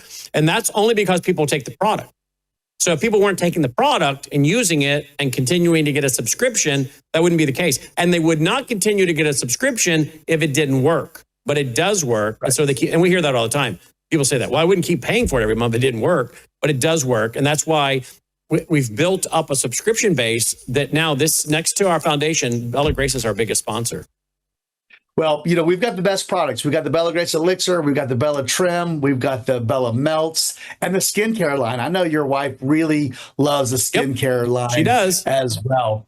And future announcements, I know we touched base at the very beginning. Future announcements, I think, is going to really be moving into the future of longevity and optimization. Your listeners are going to be, and your watchers are going to be really excited about what we're coming out with next. Well, Melissa was on the phone, what was it, a week ago Sunday or 2 weeks ago with you and one other individual and your CEO, right? Christina, the founder, yes. Yes, and sir. It was a phone conference, and they called to tell us what's coming. And Melissa had already been researching all this, and she said, Brandon, I mean, you heard her, this is going to be huge. This is what people want. This is what they can't get. This is what they need. All of her research. So you guys, I mean, she'd already been telling me about this kind of concept and idea, and then boom, there you are. So she has already done the homework on it, and it's going to be big, very, very big, and I think very, very helpful. So again, we look forward to announcing that in about a month, right? Right. Couple of weeks to a month. Yes, sir. I'll say it once. I'll say it again. You and I both, we did very well in choosing our own partners, our own wives. We married up. She's very smart, very bright, as you know. She's been researching. She already knew all about it. I was very impressed with that. That's one thing. And the second thing is, I'll say that I've always been in 30 years on the cutting edge. I'm always using unique and different services in my practice that no other people will do first. And I do that because a lot of times these unique products and services are going to help the patients like nobody or nothing else will. So I've always prided myself in doing that. And this is going to be another example coming straight to you and your listeners very soon. Yep. Well, like you said, Melissa's researched it backwards and forwards. She was engaging in the conversation more than anybody. And when it comes to me, meaning myself or her, she was talking more because it was in her wheelhouse. She'd already done the homework. So she was shooting out the questions and making the comments. And so when I saw her light up, I thought, okay, we're onto something. Because she was the one that did all the research on this and got on it, started taking it, started getting the results, and then said, you're going to start taking this, mister. And I did. And I'm so glad I did because of the great results that I have received, along with so many in our audience, as I said. So get a subscription, folks, and save. MelissaHouseBG.com, MelissaHouseBG.com. By the way, if you would like to become an ambassador, I mean, and who in this inflationary environment doesn't want to make some extra income? You can join our team. It's not a multi-level company, but you can join our team and it will help us, but help you as well. And there are some people that are making an extra $200, $300, $400, $500 a month, some doing more. But again, if you're someone that's big on social media or knows how to use social media and talk about it, folks, you can go there, MelissaHouseBG.com, click on that and join our team. Otherwise, join our team by just getting a subscription. Because again, I think you're going to help yourself as we have our health, and you'll be supporting us at the same time. I always throw that disclaimer. This product has not been approved or evaluated by the FDA. It's not intended to treat, cure, or prevent any disease, but we are big fans of Bella Grace and many of their products, as you've heard tonight. Looking forward to the big announcement in about a month. You're going to come back and announce it here, right? Absolutely. You'll be the first to know, as always, but I look forward to coming back in a couple of weeks. Maybe we can talk about skincare, or we can talk about anything that's happening in politics and health. Let's do it. Dr. Lucky checking in tonight. Thank you, Doc. See you soon. Revelation and the response from you has been overwhelming. You've asked me again and again, when are you going to put this study in print? We want to mark it up. We want to share it with our families. Well, it's here. My brand new 2-volume commentary on the book of Revelation, verse by verse, chapter by chapter. This is not a watered down, allegorized replacement theology approach to Revelation. This is a literal, grammatical, historical study, the way the Lord intended his word to be read. And I connect the prophecy of Revelation to the headlines you're watching unfold right now, the rise of global government and the convergence of end-time events the Lord Jesus warned us about. Folks, we are living in serious days, and there has never been a more important time to understand what God has told us about what is coming. Get your 2-volume Revelation commentary today at worldviewstore.com. That's worldviewstore.com. Join me now is Dr. Bashima Williams. She was listening in to Nick at Night. Let's talk to her about what she heard and about your thyroid. Dr. Williams, welcome. Thanks for being with us tonight. Thank you so much for having me here tonight. I hope your day has been great, Brandon. Yes, thank you. It has been a great day. Let's see here. What did you make of the alpha gal? Are you seeing that in your practice? We absolutely see that in our practice. And alpha gal is sort of this weird syndrome because it's a recognized allergy to a carbohydrate, which is unusual because almost everything, the delayed reactions are almost always to proteins, but this one is to a carbohydrate, and it's usually following a tick bite of some sort. So, and it's a sugar molecule that's found in most, animal products like beef, pork, lamb, rabbit, goat, things like that. So you're very limited to what kind of proteins you can eat if you do get that specific tick bite. What is really interesting is the number of alpha gal cases that we have seen in the past 10 to 15 years is significantly higher than I had ever seen in my entire medical career over 30 years. Well, I was asking Nick about like EpiPens and having them on hand. If someone has a reaction to this and, some, I guess, get a rash and break out, others, their throat starts to close. So I don't know if there's what percentage of people have a throat closure versus just get a rash. Do you know? Most of the patients have it for a long time before they finally come into the doctor and don't have any idea why all of a sudden, because their diet continues the same, right? And so if they've been able to eat beef before, they should be able to eat beef again. So most of our patients are not the ones that are having an anaphylactic reaction requiring an EpiPen. They're mostly having the hives, the itching after they eat. But the biggest symptom, the biggest thing that draws me in is, when I ate that beef, I started having abdominal pain and cramping, nausea and vomiting, and diarrhea. Then that's when you start to really get a clue in. So most of our patients are coming in like that. I will say that some patients do come in to the emergency room with swelling and what we call angioedema, the swelling in the neck. That's not something that a primary care doctor necessarily sees because those are true emergencies and you have to go to the hospital for that. So what are the percentages that we have to worry that I've been bit by a tick, don't know it, got that, eat a steak or beef, and then start having throat swelling? Is that like super, super, super rare? You're more likely to have a rash or diarrhea or whatever else? Boy, we've used that word a lot tonight, more than any other show we've ever done. I have not seen in my own practice a case of true angioedema and swelling and a true allergic reaction. I've seen mostly the delayed reactions, the hives, the itching, a lot of the gut But you issues. wouldn't see the other because they go right to the emergency room. But they go straight to the emergency room. So I think it's less common to have the severe anaphylactic reaction. What would that look like if someone were to eat a steak and start having that? What would the symptoms be?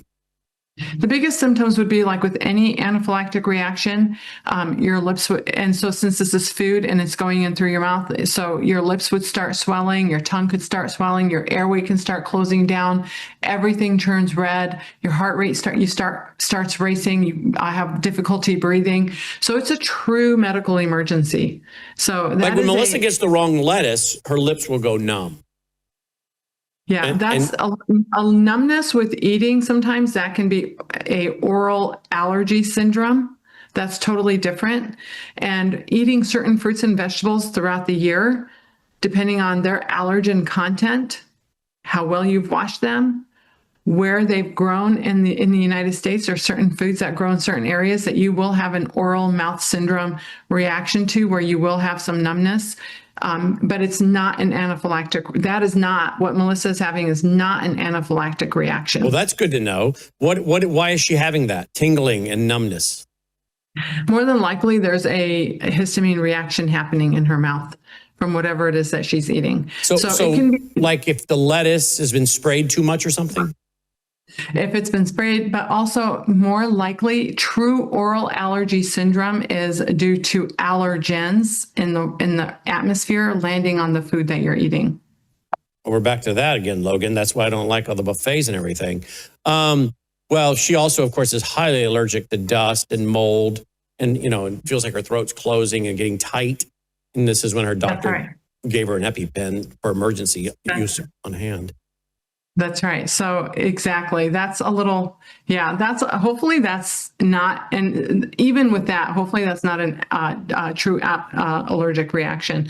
But, oh, come on, I gotta just, as long as that's not bothering us, good. So as long as it's not a true emergency IgE antibody allergic reaction where she's having trouble breathing and everything is swelling up, sometimes we see this in a particular medication called ACE inhibitors. And the tricky thing with the ACE inhibitors is they're great for blood pressure, great for kidney function preservation, because hypertension, diabetes, things like that. But Brandon, you can all of a sudden become allergic to it. So one day you can just go take the same blood pressure pill you've been taking for years, and all of a sudden you have a angioedema or allergic reaction to it. So, that's something, it's not common, but it's something we tell our patients. I will tell you that if the reaction had been a very common thing with alpha-gal, we would be seeing it. I would be seeing it a lot more. I don't see it much. I don't know what the statistics are on how often you get it. It is a possibility, but it's definitely a lot more common with presentation with somebody who has a history of a tick bite, and all of a sudden they're having a lot of skin and gut manifestations mostly. Well, the CDC is saying that 24% of adults are carrying the alpha-gal antibodies. So it doesn't mean necessarily they're having a reaction, though. Right. And also the reaction and all of that is so variable with everyone. So tell me, I don't give medical advice here, but what would you do if you have to use an EpiPen? I've read about it in case we have to use it on Melissa. I mean, you can't you have to be careful where you jab that thing. What do you tell your patients about using one? So there are auto pen injections. So you just literally open it up and just most common area is the thigh. We just, inject it right into the thigh. And inject and hold for a second, right? Yeah, you inject and then you, push down and the medicine immediately goes in and you're good. Hold it for a few seconds and then take it out. And also, if they're able to swallow, sometimes we'll follow that with some oral Benadryl. In an ER, if you're having an anaphylactic reaction and you come in, we'll give you the epi, but then we'll also give you steroids and Benadryl. So definitely. What's in an EpiPen? Epinephrine, which causes vasoconstriction. So it's epinephrine. It's a it stops the IgE reaction. It stops what the IgE is trying to do. Okay. Let's go to real quick. You heard before we go to the thyroid. Let's go to the explosive diarrhea thing. Again, we've used that word tonight more than we ever have in our entire career, but it is in the news. You're seeing it, right, or not? Is that in reference to alpha-gal or? No, that's in reference to people getting the food that's been cleaned with water with, wastewater in it or fecal matter or whatever. And now they're having this explosive diarrhea for several days. Some of them have to go to the hospital. You seeing any of that in your practice? So I have not seen that report, unfortunately. I also have a lot of patients who over the years have had explosive diarrhea for whatever reason, whether it is being on too many antibiotics, for example, and getting C. diff colitis, or having traveling and getting parasites and or, the toxic E. coli or Shigella or Salmonella or whatever it is. So very common with food poisoning to see explosive diarrhea as a result. Mm-hmm. And well, this is a parasite. On top of that. This is actually a parasite. Yes. Or a parasite. So any kind, a bug, any kind of bug. So when we have patients coming to our practice from a functional medicine perspective, a lot of times all the acute, more serious things have been ruled out and or treated, but the persistent things, the things that people have a hard time officially diagnosing, the thing that where everyone tells you you're normal, a lot of times it is parasites. So we do have to treat that, and we treat it with anti-parasitic agents, Alinea, things like that. One of my favorite things to do with my patients who are having gut issues, especially diarrhea, after we obtain the stool samples and while we're waiting for everything to come back, and especially if they've been having this for a long time, is we like to institute several things. One is we like to use the herbals that are pleomorphic in terms of their ability to kill many things. So whether it's bacterial, yeast, parasite, whatever it is. So we use a well-rounded combination of herbals that help kill the parasites in addition to other things. And also we start, doing things to help start rehealing the gut lining. If you don't have good gut lining, then we've talked about leaky gut here before, but if your gut lining is wiped out, think of taking a glass of milk and pouring it into a tube, an empty tube, and that milk goes right through the tube. Now, if you put a sponge inside of the tube and pour milk in, the milk would still go through the tube, but it would go a lot slower. That's the difference between having a healthy gut and a not healthy gut where everything runs right through you.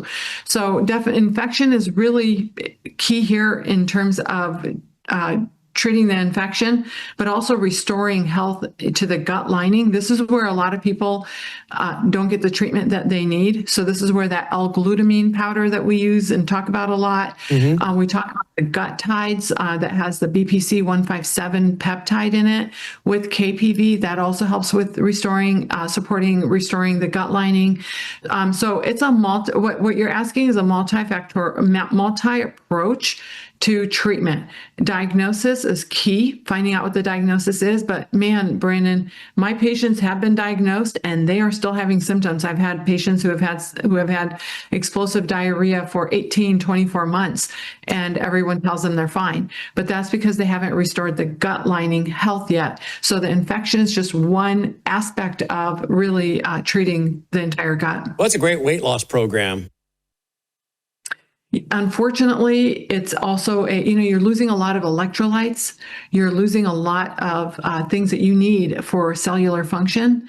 So what you're really having is not just the weight loss, but unfortunately, you're also having severe fatigue. Your thyroid stops working well. Your energy levels go to your liver detox, all these things, brain fog. So really not a good weight loss. Well, I think anyone that's had a bout of that knows how you feel afterwards. You just feel wiped out. I can't imagine someone dealing with it for many, many days, much less weeks, much less months. That would just be, plus you wouldn't want to be the person that cleans their house and toilet, would you? Anywho. Well, think about their lifestyle. They can't leave the house. You can't leave the house, right? No, diapers, to go to doctor's office visits. I mean, this is seriously what we've dealt with in our practice. And it feels so weird for our patients to finally have a normal bowel movement again. But yet they don't trust their bowels. They don't trust that they're actually going to get to normal. So functional medicine doctors, any one of them, ifm.org, Wherever you live, if this is something that you're dealing with, then trust me, there are many people out there dealing with this. Find a good functional medicine doctor to work with who can diagnose the problem and give you a multi-approach treatment to your care. These are just, parasites is just one thing. And we check for that every single time. Imagine a person having no digestive enzymes, a crappy functioning pancreatic enzyme maker, poor gallbladder function. So now we're not absorbing fat. Imagine them having overgrowth of bad bacteria, not enough good bacteria, yeast, and parasites. Like, how are you going to treat that?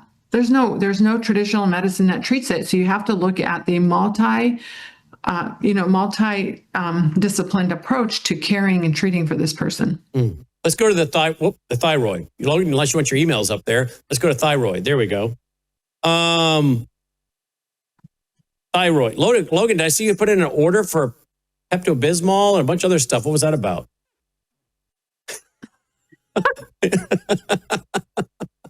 What was that about, Logan? You want to tell us something? It was a case. It was a whole case of Pepto-Bismol too. My word, what's going on, boy?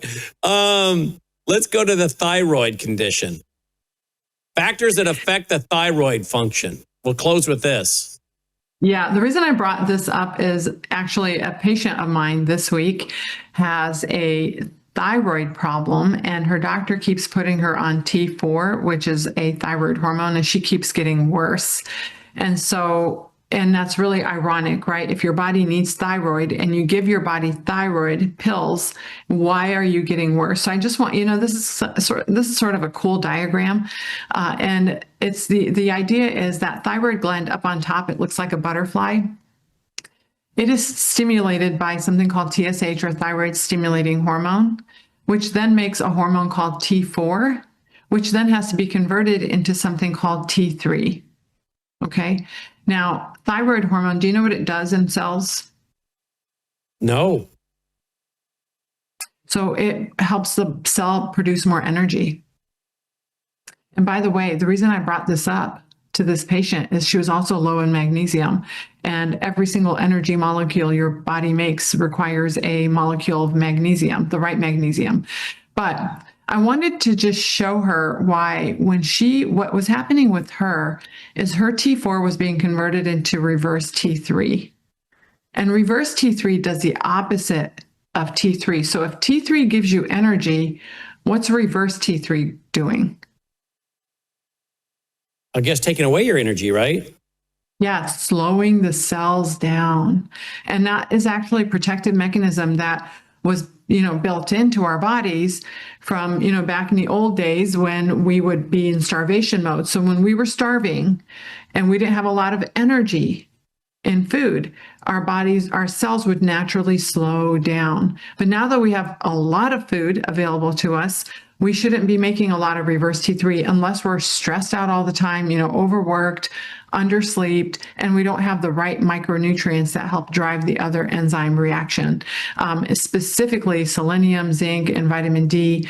And then also on top of all of that, because you're stimulating energy production, if you don't have magnesium, the right type of magnesium, then you will not be able to, unfortunately, make, every single ATP, which is the energy unit in your body, every single ATP requires a molecule of magnesium and cofactor in order for it to be made. So really good nutrition, good sound nutrition, reducing stress, and cleaning out the toxins. Magnesium also is a natural aluminum. I don't know if you know this, Brandon. Magnesium is also a natural aluminum binder. So it kind of it's helpful with heavy metal detox, things like that. So really important to understand, if you're not getting better, to keep digging into the why. So we've had, for example, a lot of patients who have had alpha-gal for a year or two and not understand why. And they come to, my practice or Mike's practice, and it's a simple blood test. And it's a simple history taking. It's that history of, I had a tick bite, I was hiking and I had a tick bite, and then I started having gut issues. And knowing what to look for And just being caught up on in the medical world, I think is really important. Whether or not alpha gal was your prior guest, Nicholas, was he what was he saying about the association with alpha gal and vaccines? And the vax? He was saying that he was talking about MMR, MMRV, and a few other things having this kind of gelatin in it. What did he call it? Something bovine gelatin or something. I don't know. Something in it that was causing people to have the reaction to get so this. Then once the tick borne illness, the tick vector illness, it goes into your body, then that reaction. Well, he was saying that some people aren't even having to be bit by the tick. They're getting it from the vaccines. Okay, I have not personally seen that, but I wouldn't be surprised. So I wouldn't be surprised. I would have to definitely research that and see what articles he's referencing. What's that, Logan? The article says, his article is, vaccines such as MMR and others contain bovine-derived gelatin and because alpha-gal is a mammalian carbohydrate associated with mammalian-derived products, the possibility that repeated exposure through widely administered vaccines contributes to sensitization cannot be ruled out. Yeah. So it's the vaccine plus probably the tick, right? No, he was saying. No, that's right. He's saying it could be increasing the your likelihood that it would develop. Yeah. If you get correct. But was he also saying you could get it without being bit by a tick? That's not what I'm reading here in his article. Okay. That's not what I've heard or seen either, but I could see where the vaccines can, affect your immune system in a way where you can get things like that. So, but nonetheless, I just want to bring up that thyroid diagram. You don't have to bring it up again, but I just wanted to bring it up only as a topic because I just wanted to show people there's so many things involved in how your body functions. I had a patient who told me that every time she delivers a child, she goes into hyperthyroid state. So she has a thyroid condition. After her baby is delivered, her body feels like it has way too much thyroid in it. And that is absolutely true for many cases if you know how thyroid hormone works and how it increases. There's a lot of little intricacies, but that's totally normal complaint in my practice, but she didn't understand why. No one's ever told her why. So a lot of intricacies. All hormones kind of play around together. It's important to have a good high nutrition diet so that all of your hormones and enzymes and everything else works like it's supposed to. That's why we're selling the vitamins we're selling on this show. One of the most important ones that's involved in over 300 or 400, actually up to 600 different reactions in your body is magnesium. It's my go-to for anxiety, for migraine prevention, for sleep. So we'll be talking more about that later, but at another show. But definitely super important to really take these little nuggets and really start implementing them in a habit-forming way in your own life. And so next week, Lord willing, we will talk more about magnesium glyphosate. Did I say it right? Yeah, we have a combination magnesium. We have a combination magnesium with several other amino acids, which then it would be called cumulatively, it would be called a chelated magnesium. And the reason why that's important is because we significantly increase magnesium absorption into the body because of absorbing it through the peptides, the amino acids that they're connected to. So then it's easier for them to be absorbed, and more importantly then, so once they're absorbed, of course, if you have a higher absorption of magnesium intracellularly, inside of your body, then you can actually get them to where they need to go. So get them into the brain where it has a beautiful calming effect, blood vessels where it has supports blood pressure, migraines, all sorts of things. So number one, get the magnesium into your body. If you're using the wrong one, you're not going to get the magnesium into your body. But worse, if you're using the wrong magnesium, then you're going to actually have a lot of gut issues. So we talked about the explosive diarrhea. Brandon, you know how many patients have come to me with diarrhea that no one can figure out? And I look at their supplement list and I'm like, it's your supplement. It's this magnesium supplement. It's not the right one. And so get them off of that. My mother-in-law was one of those people, actually. And so we got her off the wrong magnesium, put her on the right ones. But when it's your mother-in-law, sometimes she doesn't always listen to you. So you know how that is. There you go. And again, we should have started a counter in the corner before the program tonight, Logan, because I think we set a network record tonight. Wow. The diarrhea word came up so many times. I just thought we should just keep a counter going, Logan. I know, right? Oh, well, hopefully nobody was having dinner during our show tonight. Well, we're helping people. We are. So that's the bottom line. Pardon the pun. Yeah. Did you get that, Logan? Yeah. All right. She likes that one. That's a dad joke. See, she laughs at my jokes. Nick, but then again, Nick doesn't show a lot of, but I think sometimes Nick's grin, I think, is how he does a belly laugh. So Doc, next week, by then, hopefully we'll have a new website for you because everybody's been asking, and we might be able to actually promote the new magnesium that we're going to be recommending. That's right. Okay. Keep your fingers crossed. Lord willing, I have high hopes. I have a lot of high hopes. So, all right. So we're getting there. Good. Well, tell Dr. Mike we said hello. Thanks for being with us tonight. I will. Thanks, Brandon. Take care. Dr. Bashima Williams checking in, and I'd promote her website, but it's down right now. Hopefully back next week with a brand new website and everything. All right, there you go. All right, that's our broadcast for tonight. As always, thank you for tuning in and supporting the broadcast at worldviewfoundation.com, worldviewfoundation.com. Don't forget, folks, Brainwashed America Part 3. If it's not on the way, if it's not in there yet tonight, it certainly will be by tomorrow. I'll have to check with our team. I had a few changes I wanted, but it is only going to be for members only. Again, worldviewtube.com/vault. So please join. All right, roll the music. Let's call it a night. worldviewtube.com/vault. And again, don't forget about ordering the Revelation series. Revelation series, where Volume 1 is laid out. Volume 2 is laid out. Volume 3 should be finished by when, Logan? By tomorrow, Friday. So everything's going to the printer. We're right on schedule to release this fall. Get your pre-order in, if you would, please, for the Revelation Series 3 volumes set, 2,100 pages, worldviewstore.com. Until next time, I'm Brandon House. May God save America. Take care.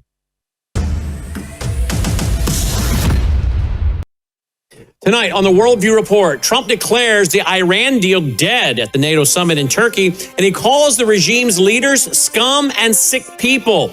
And he authorizes a second wave of 90 airstrikes that for the first time hit Iran's main oil export terminal and 2 railway bridges. The New York Times reveals that the Secret Service, they advised President Trump not to fly on the Qatari-donated Air Force One out of Turkey last night, because the gifted jet, well, it lacks missile defense systems, mid-air refueling capability, and the fully tested command and control systems that turn Air Force One into a flying situation room. Armstrong Economics documents that 53% of Americans age 18 to 39 now support a Democratic socialist for president. That, of course, challenges conservatives to understand why and explain that young people, they're not abandoning the free market out of ideology, but out of lived experiences. The Rare Foundation, they published an investigation revealing that a Muslim Brotherhood linked Islamic center in Little Rock, Arkansas, they're building a $10 million, 10-acre campus where its affiliated school is receiving a reported $267,000 in Arkansas taxpayer voucher money. And in tonight's commentary, Taco Bell is pulling lettuce and guacamole from dozens of locations due to a parasite. It's an outbreak in 17 states. I'll use this as a starting point. Walk you through a confirmed Al-Qaeda plot to poison hotel salad bars with ricin and cyanide, and the CDC's own warning that botulinum toxins could be released into the food supply before anyone realizes an attack has occurred. All this and more as the Worldview Report begins right now.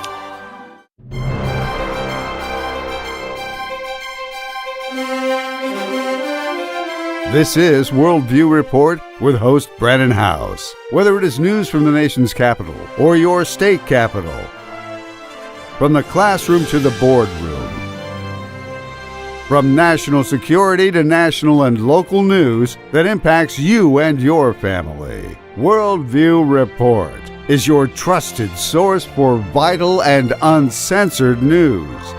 And now, here is Brandon House. Good evening and welcome to the Worldview Report. I'm Brandon House. We begin tonight with the most significant escalation in the Iran war since Operation Epic Fury began. Reported by Israel National News, the U.S.-Iran Memorandum of Understanding, it is dead. President Trump declared that very fact just the other day in Turkey at the NATO summit.